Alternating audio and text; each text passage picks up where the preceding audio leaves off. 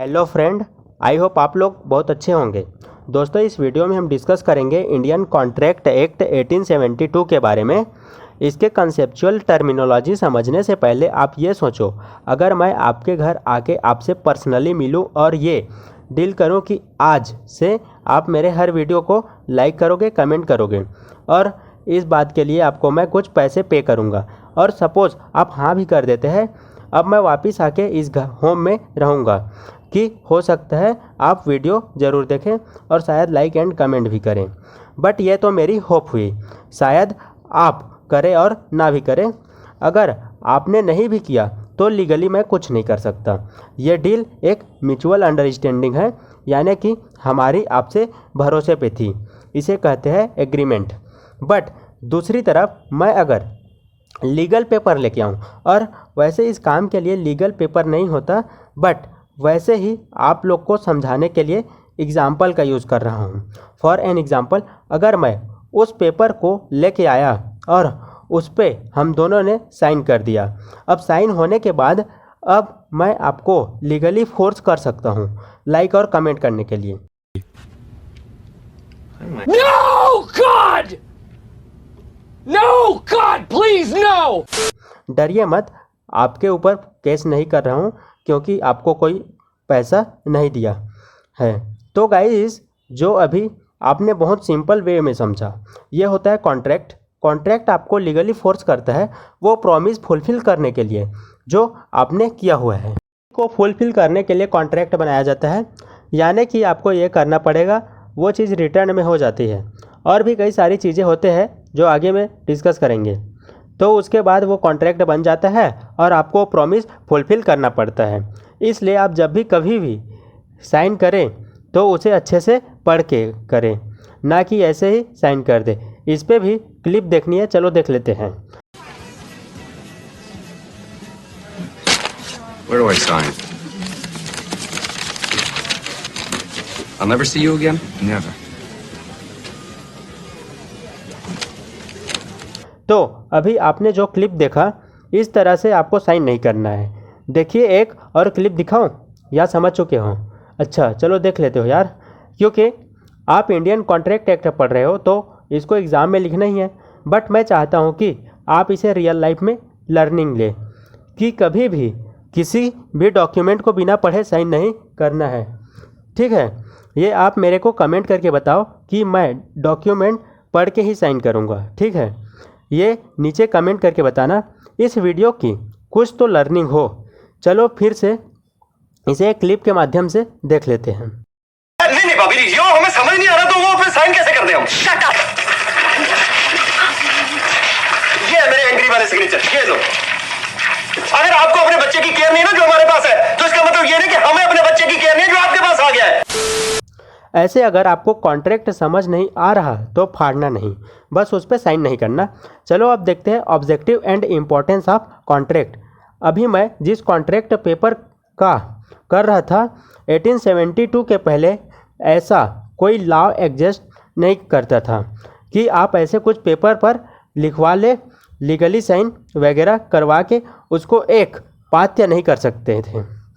1872 को originally published किया गया था और 1 सितंबर 1872 को लागू कर दिया गया था। इसलिए इसे हम इंडियन कॉन्ट्रैक्ट एक्ट 1872 से जानते हैं। में जितने भी business related operations, transactions and deals होते हैं, उनमें फ्रॉड एंड क्राइम कंट्रोल करने के लिए जो भी लॉ है उसे हम मर्केंटाइल लॉ कहते हैं। और ये 1872 contract act easy mercantile law है। स्टार्टिंग में ये एक्ट जम्मू एंड कश्मीर के अलावा पूरे देश में एप्लीकेबल था, लेकिन अब आर्टिकल 360 को हटा दिया है, तो अब ये एक्ट पूरे इंडिया में एप्लीकेबल है। और अभी जो कुछ बताया इस एक्ट के बारे में, मेरा मतलब इसका टाइम कब लागू हुआ, किस किस स्टेट में लागू है, इसी चीज़ को डिफाइन करता है। सेक्शन 1 यहाँ पे कंप्लीट हो चुका है। ये बात करता है short title, extend, commencement and application की।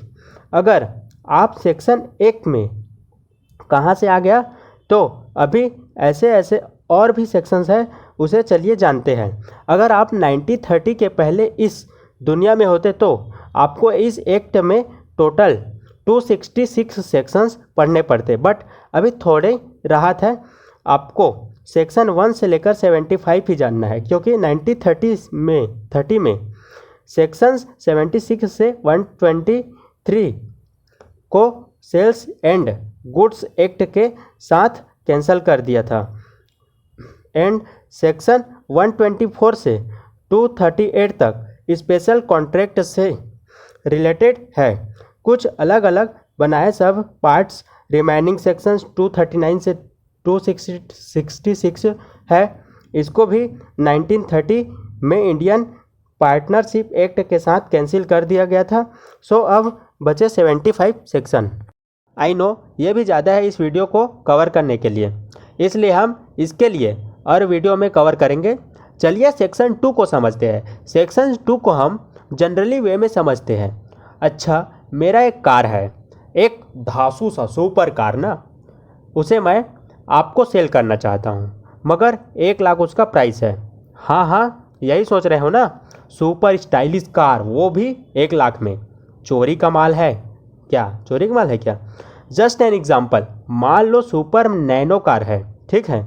अब प्राइस ठीक है, अब वो कार मैं आपको बेचना चाहता हूँ। जैसे कि मैंने ये डील आपको ऑफ़र की, ये हो गया सेक्शन 2 एक्ट। जैसे ही मैंने आपको ऑफ़र दिया कि ये कार लोगे, वो हो गया सेक्शन 2A। ये सेक्शन 2A ऑफ़र को डिफ़ाइन करता है। वो काम मैंने कर दिया, अब मैंने ऑफ़र आपको दे दिया, प्लीज़ आप भी लेने के लिए राज़ी होना, मेरे लिए नहीं, सेक्शन 2A के खातिर। क्योंकि जैसे ही आप मान गए कि हाँ ठीक है ये कार खरीदूंगा, तो फिर आप इसे सेक्शंस 2B को कवर कर लिया है, जो कि इस चीज़ को डिस्कस करता है, एक्सेप्टेंस को डिस्कस करता है। यह दोनों तरफ से प्रॉमिस हो गया, मैंने आपको ऑफ़र किया और आपने एक्सेप्ट कर लिया, तो दोनों साइड से क्या हो गया? प्रॉमिस हो गया। तो जो मैंने प्रॉमिस किया है, मतलब मैं उस केस में प्रॉमिसर कहलाऊँगा, और आपने एक्सेप्ट किया है तो आप उस केस में प्रॉमिसी कहलाओगे। प्रॉमिसी के बारे में sections 2D is about considerations. Consideration का मतलब होता है समथिंग इन रिटर्न, कि इस केस में आप मुझसे कार लेंगे तो इस डील में वो कार आपकी कंसिडरेशन है, और मैं मनी लूँगा आपसे तो वो मेरे लिए कंसिडरेशन होगा, मतलब समथिंग इन रिटर्न। अब क्योंकि हम दोनों के बीच, दोनों के मर्जी से एक डील, एक प्रॉमिस हो गया है, तो ये हो गया सेक्शन 2E, जो प्रॉमिस दोनों पार्टी के तरफ से हो, वो कहलाता है रेसिप्रोकल प्रॉमिसेस, यानी ये हो गया सेक्शंस 2F।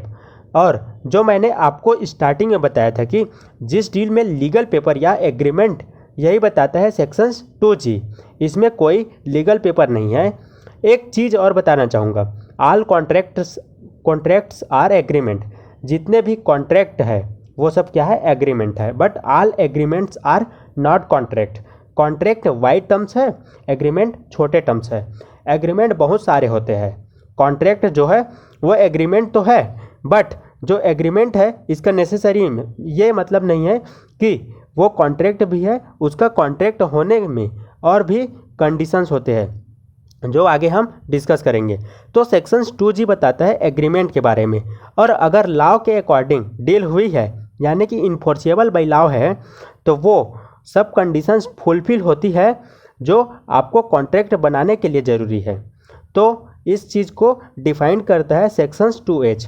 अगर कॉन्ट्रैक्ट लीगल तरीके से दोनों की सहमति से और आया हो तो ये होता है वाइडेबल कॉन्ट्रैक्ट, कि डिफाइंड करता है सेक्शंस 2I को। बट जस्ट इमेजिन, मेरी सुपर कार जो मैंने आपको सेल कर रहा हूँ, अगर वो चोरी की निकली, वैसे मैं हूँ नहीं, ठीक है, कहीं आप कमेंट करके कहने लग जाओ कि एकदम से चोरी की कार है, चोरी की कार, तो मान लो वो कार चोरी की है, तो ये कॉन्ट्रैक्ट हो गया हम दोनों के बीच, तो सही है, आप तो बच गए। बट ऐसा नहीं है, इसलिए सेक्शंस 2I से वाइडेबल कॉन्ट्रैक्ट बोलते हैं। आपने कॉन्ट्रैक्ट तो कर लिया, बट किसी भी रिक्वायरमेंट के पूरा ना होने पर आपको कभी भी वाइड किया जा सकता है, यानी कैंसिल किया जा सकता है।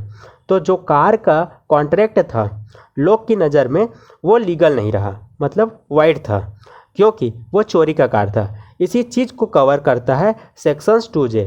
सेक्शंस 3 हमें कम्युनिकेशंस के प्रोसेस को समझाता है, वही सेक्शंस 4 कम्युनिकेशन के कंप्लीट होने के बाद करता है। अच्छा, हम काफ़ी पॉजिटिव बात कर रहे हैं। ये डील या ऑफ़र, प्रॉमिस, ये वो आप सोच रहे होंगे। अगर ऑफ़र के लिए मना कर दिया जाए तो क्या होगा, या प्रॉमिस कैंसिल करना हो तो क्या होगा। किसी ने प्रॉमिस कर दिया, हाँ मैं ये चीज़ करूँगा, उसके बाद भी वो नहीं करता है। ऐसे सिचुएशन के लिए क्या है, ऐसे सिचुएशन के लिए तो आपके लिए पेश है सेक्शन 5 एंड सेक्शन 6, जो ऑफ़र रिवोकेशंस की बात करता है। रिवोकेशन का प्रोसेस क्या होना चाहिए, ये सब इसमें डिस्कस हुआ है। सेक्शन 7 एंड 8 इसमें एक्सेप्टेंस की बात होती है। एक्सेप्टेंस से एकदम क्लियर होना चाहिए, उसमें कोई कंडीशन नहीं होना चाहिए, तभी वो एक्सेप्टेंस नहीं मानी जाती है। तो ऑफ़र एक्सेप्ट ना करके अगर एक्सेप्ट करो तो विदाउट एनी कंडीशन। अच्छा, मैं आपसे कार वाली डील कर लेता हूँ और बाद में मैं अपने बात से मुकर गया कि मेरे को कार सेल नहीं करना है, तो आप मेरे अगेंस्ट केस फाइल करोगे, तो आप कहलाओगे प्लेंटिफ और मैं डिफेंडेंट कहलाऊँगा, क्योंकि मेरे ऊपर केस हुआ है ना, तो मैं हुआ डिफेंडेंट। आपको एक बात याद दिला दूँ, नीचे कमेंट में लिखना है कि आज के बाद किसी भी डॉक्यूमेंट को बिना पढ़े साइन नहीं करोगे। लिखो नीचे, बिना पढ़े किसी डॉक्यूमेंट पर साइन नहीं करूँगा, ठीक है। नीचे लिख के बताओ मुझे। तो इस वीडियो में इतना ही, मिलते हैं नेक्स्ट वीडियो में, तब तक के लिए बाय बाय। अगर आपको वीडियो अच्छी लगी तो अपनी फ्रेंड्स के साथ शेयर ज़रूर करना और चैनल को सब्सक्राइब करना। तो फ्रेंड्स, लाइक करें हमारे वीडियो को, सब्सक्राइब करें हमारे यूट्यूब चैनल को, ताकि आने वाली वीडियो की नोटिफिकेशन सबसे पहले मिलती रहे। Thanks for watching this video.